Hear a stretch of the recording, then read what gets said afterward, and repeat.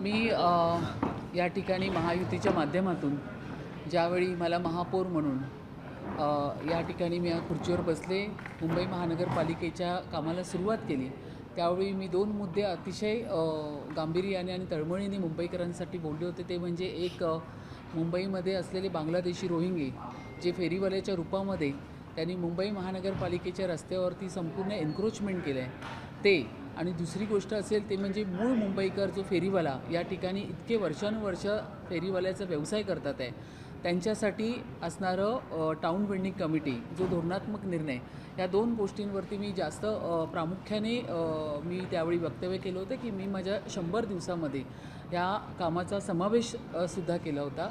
आज मला सांगायला खूप आनंद होतो आहे, जवळपास 5-10 वर्ष प्रलंबित पडलेली ही जी टाऊन वेंडिंग कमिटी, ज्याच्यावरती न्यायप्रविष्ट प्रक्रिया पूर्णतः चालू होती आणि त्यावरती सन्माननीय हायकोर्टातून जजमेंटसुद्धा आलं नव्हतं, त्यावेळी मी त्याची रिव्ह्यू मीटिंग घेतली आणि रिव्ह्यू मीटिंग घेतल्यानंतर त्याचं जे ॲफिडेविट आहे ते मी कोर्टात सादर केलं आणि त्याच्यावरती जजमेंट आल्यानंतर आमच्या बाजूने मुंबई महानगरपालिका टाऊन वेंडिंग कमिटीच्या बाबतीत जे जजमेंट आलं त्यानंतर लगेचच त्या मतपेट्या ज्या जवळपास 4-5 वर्षापासून मुंबई महानगरपालिकेच्या एका खोलीत पडलेल्या होत्या त्या ओपन करून त्याचं काउंटिंग करून घेतलं आणि त्याच्यानंतर ही टाऊन वेंडिंग कमिटीची सुरुवात झाली. त्याचवेळी मी असं म्हटलं होतं की ज्या पद्धतीमध्ये अधिकृत आणि अनधिकृत अशा पद्धतीचे फेरीवाले मुंबई महानगरपालिकेच्या ज्या फुटपाथवरती बसून आहे याची जर चाचपणी करायची असेल तर आपल्याला ह्या ठिकाणी QR कोड आणि विक्रेता प्रमाणपत्र देणं आवश्यक आहे. त्यासाठी आवश्यक असलेली संपूर्ण कागदपत्र मुंबई महानगरपालिकेच्या माध्यमातून आम्ही तपासली गेली आणि त्यानंतर ह्या ऑफिशियल पीच लायसन्स असलेल्या फेरीवाल्यांना आपण ह्या ठिकाणी आज विक्रेता प्रमाणपत्र आणि QR कोड देण्याचं काम केलं आहे. या QR कोडच्या माध्यमातून त्यांच्या गळ्यामध्ये ही जी आम्ही ID दिली आहे ती असणार आहे.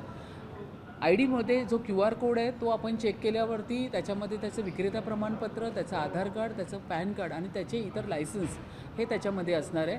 म्हणजे येणाऱ्या काळामध्ये हे जे ऑफिशियल पीच लायसन्स असलेले फेरीवाले आहेत जे इतक्या वर्षापासून मुंबईमध्ये बसलेले आहेत त्यांच्यावरती ह्यापुढे अन्याय होणार नाही.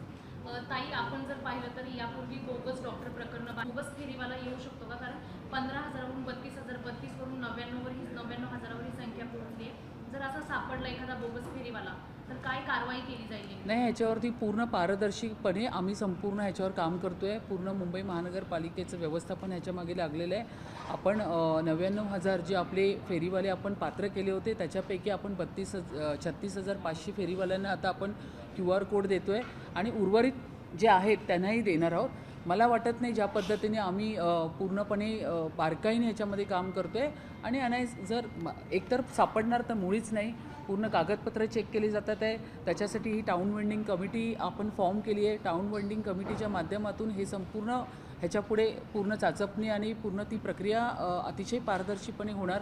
पण तुम्ही जर बोलत असणार की ह्याच्यामध्ये जर अशा पद्धतीचं मिळालं तर ते रद्द केलं जाईल. नहीं, आज 30 तारीख ये सन्माननीय हाईकोर्ट का डिसीजन था. उसके पहले ये QR कोड आपको देना है ऐसे जजमेंट में उनके आया था.